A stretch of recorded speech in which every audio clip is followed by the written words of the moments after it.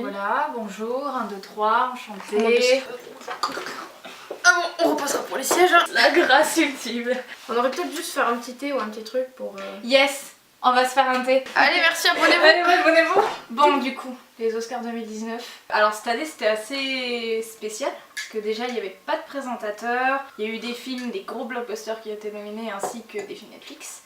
Et puis tout le monde n'était pas super content, d'autres vraiment pas contents. C'est les Oscars quoi. Donc je sais pas si vous êtes au courant, ça devait être Kevin Hart qui devait présenter la cérémonie. Mais spoiler alert. Il l'a pas fait parce que y a des petits gens qui sont allés chercher dans ses tweets, des petits tweets homophobes qui dataient de quelques années. Du coup l'Académie a décidé de le virer, sauf que c'était à peine 2 mois avant la cérémonie quoi, donc il y a beaucoup eu de gens qui se sont dit c'est génial parce que de toute façon la cérémonie c'est trop long, c'est trop chiant, ça dure 4 heures, bla bla bla bla. Sauf que là c'était et trop long et trop chiant et il n'y avait pas de présentateur. En vrai je crois qu'elle faisait 1 heure de moins que d'habitude. Ah, finissait à 5h au lieu de 6h du matin, c'est parfait. Et du coup en fait ça s'est succédé entre plusieurs personnalités et il n'y avait pas en fait de grandes tirades comiques comme on a l'habitude à l'ouverture des Oscars. C'est vrai que ça manquait un peu d'humour et un peu plus de légèreté. Les interventions entre les catégories du coup passaient, ça faisait un peu chier. Juste en mode salle d'attente quoi. Un peu ouais c'est ça. Pas une salle d'attente de qualité quand même mais Alors après il y a un autre débat qui nous concerne toutes les deux personnellement. C'était la nomination pour meilleur film de Black Panther. Et toutes les deux on a 2 avis différents sur la question. Allô? Nope. Donc pour ou contre d'avoir un grand blockbuster Marvel nominé pour meilleur film, le Saint Graal des Oscars de l'Academy Awards des États-Unis d'Amérique. Marie? Je l'ai déjà vu 5 fois. T'as une espèce d'a priori sur les films comme ça. Seulement les gens ils sont en mode oh ben c'est des films grand public, c'est pas des films qui peuvent toucher les gens. C'est pas de l'art. Voilà c'est ça. Bon à partir du moment où il y a du cinéma, moi je suis contente déjà donc il n'y a pas de souci. Je suis pas... Sauf Jumanji. Sauf Jumanji. Oh, du nouveau Jumanji. Oui non pas l'ancien. Williams. Mais bon voilà après moi c'est mon opinion, j'aime bien le cinéma grand public. Pour moi c'est quand même partagé même si j'adore Black Panther. Je trouve que c'est plus un travail au niveau de l'image. Bon, pas forcément du montage en soi, les décors, les costumes, ils ont gagné l'Oscar du meilleur costume et meilleur décor aussi je crois. Après forcément c'est Marvel, les fonds verts des fois. Mais ça reste un choix qui m'étonne un peu. Je sais pas s'ils ont pas fait ça justement à titre genre oh vous avez vu, on est en train d'évoluer quoi. Est-ce que c'est vraiment pour dire il y a vraiment quelque chose qui nous intéresse derrière ce film. Et ça peut être un très bon film sans qu'il soit nominé aux Oscars hein, mais... Je suis assez d'accord avec toi que d'un point de vue technique, décor, maquillage et tout ça, c'est pas nouveau qu'un Marvel soit nommé pour ce genre de catégorie. Pour meilleur film, alors du coup il y a 2 raisons entre guillemets pour lesquelles je suis pas super ouf. La première c'est que je suis comme Marie, moi franchement le cinéma que ça soit fait par Hollywood Marvel et que ça soit fait par quelqu'un au fin fond du Pakistan, ça n'a aucun rapport pour moi, c'est du cinéma, ça me fait ressentir des trucs, ça a été fait avec passion. Qu'importe le budget, voilà quoi. Le truc c'est que ça fait 2 ou 3 ans où les Oscars il y a 8 films nominés pour meilleur film et avant il n'y en avait que 5. Et du coup j'avais l'impression que cette année la compétition n'était pas ouf comparé à d'autres années et que du coup ils se sont dit qu'est-ce qu'on pourrait mettre en 8ème film et je vais revenir sur la débâcle Moonlight La La Land d'il y a 2 ans. Pour moi Moonlight a gagné parce que c'était pour faire passer un message plus qu'un film en lui-même. On dirait pas que ça vient du fond du cœur en fait, on dirait que c'est fait pour la publicité quoi. Bon après en plus les Oscars ont eu pas mal de controverses par rapport à Oscar So White il y a quelques années etc. Donc vraiment ils essayent d'avoir plus de représentation féminine, plus de représentation des minorités dans l'académie, mais pour moi Black Panther, ce qui est bien, voilà, ce qui est bien aussi, on y va petit à petit, mais voilà. on y va. Et du coup Black Panther, ouais ils se sont dit en plus on va mettre ça, ça va rajouter un petit peu de propos. Je pense qu'ils l'ont mis sans l'idée que ça gagnerait. Je pense pas que ça partait d'une mauvaise intention. Alors il y en a plein qui vont dire oui c'est parce que c'est Disney qui les a payés, blablabla. Peut-être qu'ils ont eu un chèque, ça, c'est les Oscars, tu vois. Par rapport aussi du coup à l'histoire des blockbusters etc de Marvel qui sont nominés, il y a eu aussi Roma. Promis chez Netflix. Et alors c'est un grand débat que les nominations des films Netflix, on l'a vu à Cannes l'année dernière avec Okja, de tous les avis que j'ai pu récupérer sont tellement différents Je suis contente qu'un film Netflix soit représenté parce que pour moi, que ça sorte en cinéma ou pas, ça change rien à la qualité qu'un film peut avoir. Ça va être vu au cinéma, ça va être vu sur un écran d'ordinateur, ça va être vu sur une télé ou un téléphone, ça ne devrait pas influencer la qualité du film et un film ne devrait pas être fait dans cet objectif-là. Ça fait très voilà, ça c'est de l'art, si c'est sur Netflix, c'est pas de l'art. Mais le problème c'est que les mœurs sont pas assez évoluées aujourd'hui pour qu'on puisse penser ça parce qu'on est habitué au cinéma. J'adore l'ambiance cinéma mais je trouve qu'un jour ce serait bien que ça évolue. On passe à côté de plein de films qui sortent pas au cinéma et c'est un peu triste. Et ça serait bien que les gens ils arrêtent de se fermer en mode c'est un film Netflix et je regarderai pas. Il y a des gens qui sont sortis de la salle ou... Non, alors j'avoue que personne pendant la cérémonie n'a mentionné le fait que c'était un film Netflix. Et ça m'a vachement étonnée parce que bon, vu tout ce qu'on a qu'il y a eu à Cannes, aux Ours d'Or de Berlin, ou au Lion de Venise, je ne sais plus, il y a eu une cérémonie où pareil, il y a eu un scandale parce que Roma avait gagné un prix. Les Américains je pense ils sont quand même un peu plus ouverts à ça. Ils sont sur Netflix depuis 99 donc forcément c'est peut-être plus dans leurs habitudes de consommation que nous, on n'y penserait pas pour aller voir un bon film entre guillemets. Après le truc c'est que Netflix, bon, c'est de la production et c'est des films qui seraient pas produits dans le système normal en fait. Même si là, Roma, je veux dire, c'est Alfonso Cuarón, il n'aurait pas réussi à le produire via les grandes maisons de production américaines. Et Netflix lui a offert cette opportunité et d'autres petits films entre guillemets ou petits réalisateurs, grâce à Netflix, peuvent se permettre d'avoir la publicité qu'il faut, la plateforme qu'il faut, pouvoir toucher un large public en fait. Et du coup il y a ça aussi, c'est plus de films différents et t'en as pour tout le monde. Ils sont un petit peu plus en avance par rapport aux grandes maisons de production américaines parce qu'ils n'ont pas la peur autant de mettre un gros budget, de sortir en salle, de faire la pub, de faire les tournées télé, de faire tout ça. Et je pense qu'ils se permettent plus de trucs du coup. Ouais, ça serait bien que ça évolue, qu'un jour il y ait des gens qui aillent à Cannes et qui soient pas en mode outrés de voir... Enfin je veux dire c'est poussé à l'extrême quoi de sortir d'une salle parce que c'est un film qui est sur Netflix, je veux dire. Pareil, ça doit pas rentrer en ligne de compte en fait. Moi je serais ouais voilà, en fait il faudrait limite que tu leur mettes le film et qu'à la fin tu leur dises bah vous savez quoi, bah, c'était sur Netflix, vous l'avez aimé, c'est dommage. Qu'au moins tu regardes et qu'après tu donnes ton avis, mais à la limite que t'essayes. Deux films qui ont marqué cette saison des Oscars, c'est Bohemian Rhapsody et Star is Born.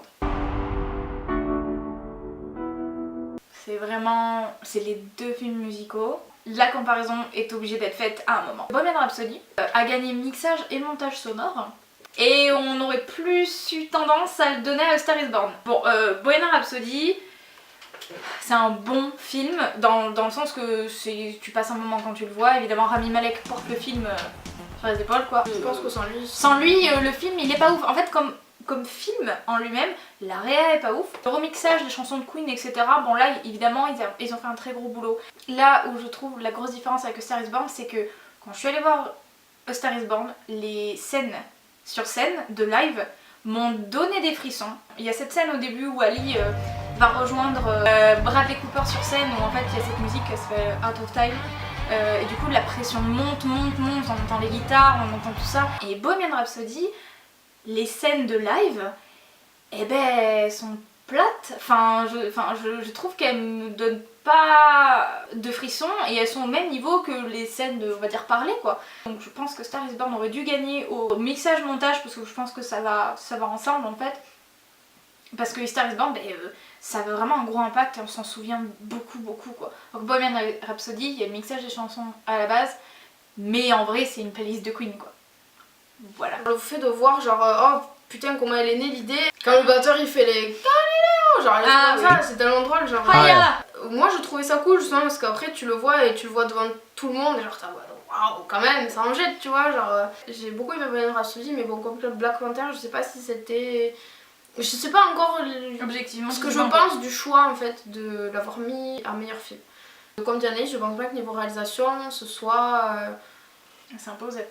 Voilà, c'est mais pas... Bradley Cooper pour A Star is Born était un peu mieux, mais c'est l'arrière en elle-même non plus n'est pas ouf. Je parle vraiment du son en fait, voilà. Je pourrais comprendre que ce soit meilleur montage son pour Bohemian Rhapsody, ça me choquerait pas. Je sais pas si tu vois la scène au moment où justement le Wakio ils sont en train de la travailler. Ils passent de quand ils la font en salle à quand ils la font sur scène et quand tu commences à entendre toute la foule qui fait ça. Ça c'est super bien fait. Le truc c'est que montage son et mixage son c'est peut-être les deux seuls films qui avaient vraiment une chance de gagner entre Oui, guillemets, oui, du travail. voilà, on au niveau veut du après. travail. Là c'est ciblé que sur la musique pour le coup, parce que c'est pas sur des sons. Ça aurait été bien de voir d'autres films, genre avec des sons plus intéressants entre guillemets. Voilà. Au-delà du fait qu'il y a eu des mensonges et des trucs, voilà. Pour moi, c'est pas des mensonges, c'est pas le réalisateur qui a décidé de mentir ouvertement à quelqu'un. C'est juste, je l'ai fait comme ça. Et par exemple, le fait de. Bon, spoiler alert. Le fait de. Il meurt à la fin. Que Freddy il sache qu'il a le sida avant le live aid et qu'il l'annonce à son groupe. Pour moi, dans le film, c'était primordial. Alors que, en vrai, non, il l'a pris après. Parce que toutes les musiques, elles prenaient un autre sens.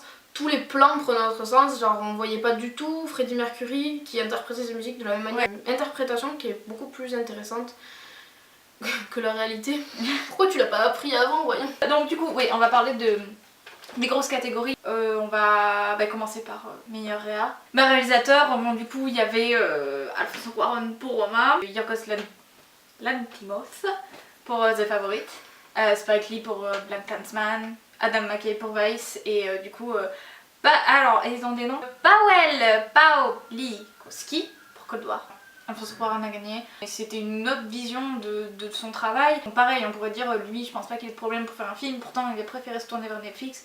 Probablement pour plus de liberté dans ce qu'il veut faire. C'est bien qu'un mec comme lui soit allé sur Netflix. Il y a Scorsese, il y a maintenant voilà, c'est ça. Ça se démocratise. Je pense qu'Alfonso Cuarón il a fait assez de films différents et il a fait Harry Potter, la Chambre des Secrets, je veux dire. Après, en tant que meilleur réa, personnellement je suis pas super ouf là-dessus. J'ai pas assez probablement pour une vieille icône, mais c'est pas grave, je veux dire quand même. Faire un film en noir et blanc. Les films en noir et blanc, j'ai pas de problème. C'est joli, il a pu faire une jolie photo dessus.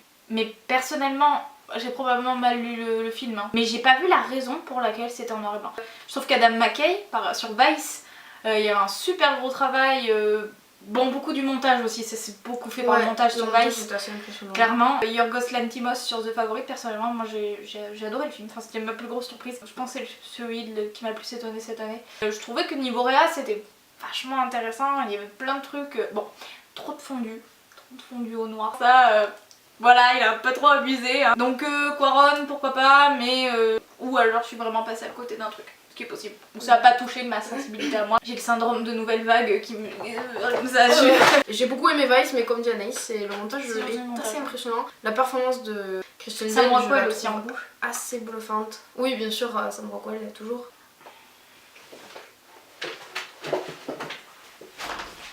Alors, tu m'expliqueras pourquoi il y a 46 000 chaussettes dehors. Prochaine catégorie, meilleur acteur, meilleure actrice. Bon, mais les second rôles évidemment dedans. Bon, Rami Malek, meilleur acteur, est-ce qu'on revient dessus? Non. Il y avait que Christian Bale qui pouvait peut-être prendre le prix. Viggo Mortensen, for life, tu vois, il était très bon. Enfin, de toute façon, on n'est jamais étonné en fait avec Viggo Mortensen. Après, il y a eu un peu la question de si c'était le personnage de Viggo Mortensen ou le personnage de Maréchal Ali qui aurait dû être premier rôle, second rôle. Il y a un peu cette idée. Bon, pour moi, je pense que c'est Viggo Mortensen dans le sens que son personnage, on commence l'histoire avec lui, on finit l'histoire avec lui, donc on le connaît plus et on voit tout à travers ses yeux, donc ça paraît d'un point de vue narratif logique. Un des trucs aux Oscars, on le sait tous, le biopic c'est le petit pass, la petite clé pour le petit Oscar. C'est la quintessence du travail d'acteur parce que on peut comparer, il y a de quoi comparer. Souvent il y en a qu'un qui a fait un biopic, donc on sait souvent que c'est lui qui gagne. Pour la dernière c'était Gary Oldman. Il a gagné, biopic, paf, voilà. C'est toujours la course au biopic, une des dernières fois où il y a eu 2 meilleurs acteurs biopic, c'était en 2010 ou 2011. Où c'était Colin Firth pour Discours d'un roi et Jesse Eisenberg pour The Social Network. C'est vrai que quand même cette année, je sais pas à qui laisser la place Rami Malek là, clairement. Enfin, pour la meilleure actrice, c'est Olivia Colman qui a gagné, vous l'avez vu dans Broadchurch et bientôt dans The Crown. Alors, bon, comme j'ai dit, j'ai adoré le Favorite. Les 3 actrices étaient nominées. Rachel Weisz et Emma Stone pour meilleur second rôle et Olivia Colman pour premier rôle. Olivia Colman était incroyable, surtout que son personnage dans le film, vraiment, tu te fais une idée d'elle, puis finalement elle est différente, puis tu sais pas si elle est consciente de ce qu'elle fait ou si elle est pas consciente de ce qu'elle fait. On est souvent happé par la performance de Rachel Weisz et d'Emma Stone qui du coup se battent en fait pour l'amour de la reine Anne. Vers le milieu du film, voire la fin, en fait la reine Anne elle arrive et en fait tu te dis ah ouais, belle gosse quand même. Donc elle prend la couronne. Petit aparté sur Lady Gaga. Elle était favorite parce qu'elle a gagné plein d'autres prix, etc. Ce qui m'a gênée, opinion pas très populaire. Son personnage est quand même assez proche entre guillemets de sa réalité. Lady Gaga avait été beaucoup critiqué pour son apparition dans American Horror Story il y a quelques années. Apparemment elle jouait super mal et tout. J'ai pas vu American Horror Story. Et dans Star is Born, beaucoup de gens étaient genre bon on va voir ce qu'elle peut faire, etc. Et ok, elle joue bien, elle joue très bien même, hein. Mais voilà, moi ce qui me gêne c'est qu'un vrai rôle de composition, c'est plus ça s'éloigne de toi, etc. Il y a moins de jeux, le produit final est très bien, mais alors de là à gagner comparé à des acteurs, je veux dire Olivia Colman, je pense pas qu'elle se reconnaît dans la Renan ou Glenn Close dans The Wife, enfin, c'est pas un rôle de composition pour moi, du coup elle méritait pas de gagner. Après elle a très bien joué quand même, et j'aurais préféré à la limite que Bradley Cooper puisse recevoir un prix, j'aurais été moins gênée. J'ai été beaucoup plus étonnée par la performance de Bradley Cooper. Et du coup je trouvais que par rapport au film il y avait un vrai parallèle avec notre réalité dans le sens que Lady Gaga a eu toute l'attention et Bradley Cooper n'en a pas beaucoup eu. Dans le film, pareil, c'est le même truc, Ali devient cette superstar et on fait plus attention à Jack, du coup son personnage dans le film, on en oublie, arrive ce qui arrive. Et dans la réalité c'est pareil, tout vient de l'imagination de Bradley Cooper, c'est réalisé par lui, je trouve qu'il a fait la meilleure performance et on a tendance à l'oublier parce que Lady Gaga, c'est Lady Gaga quoi. C'est ça. Et voilà, donc elle a bien joué, mais est-ce que ça fait d'elle une actrice? Et il faut voir dans d'autres films qui s'éloignent plus de la réalité. Le meilleur second rôle masculin du coup c'est Mahershala Ali qui a gagné, qui avait gagné déjà l'Oscar du meilleur second rôle pour Moonlight. Oui, voilà. Cet homme de toute façon quand il est arrivé il avait un swag incroyable. Adam Driver était bien dans Black Clansman, mais de là à être nommé, gagné, non. Enfin personnellement je ne pense pas. Sam Rockwell dans Vice, nickel en bouche, hein. Bon voilà.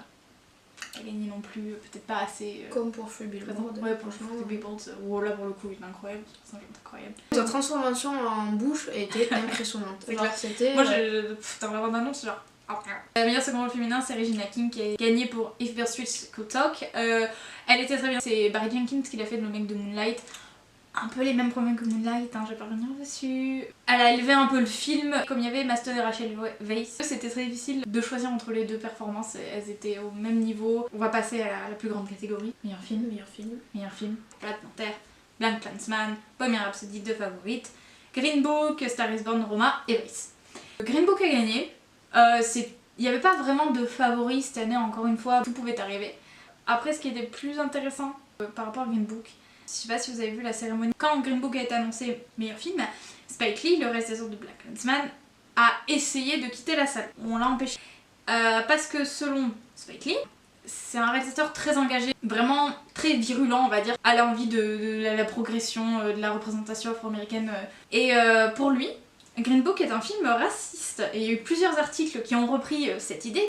Il y a eu l'argument que c'est l'homme blanc qui vient au secours de l'homme noir. Pour moi, c'est des gens qui n'ont pas vu le film. Ça se passe dans les années 60, donc encore pendant la ségrégation. Je trouve ça un peu abusé. C'est le contexte qui est comme ça. À cette époque-là, c'était la merde. Et c'est encore la merde, mais. Qu'est-ce qu'il y a? Le chat qui veut. Tu dis ça parce que t'es noir, c'est ça? Ouais, faut savoir que le personnage de Viggo Mortensen, c'est le bodyguard, le garde du corps du personnage de Mahershala Ali. Évidemment qu'il va venir à son secours, il est payé pour ça. Et à un moment, du coup, le docteur se fait marate la figure en fait dans un bar parce qu'il est noir. Viggo Mortensen arrive et le sauve, c'est son job.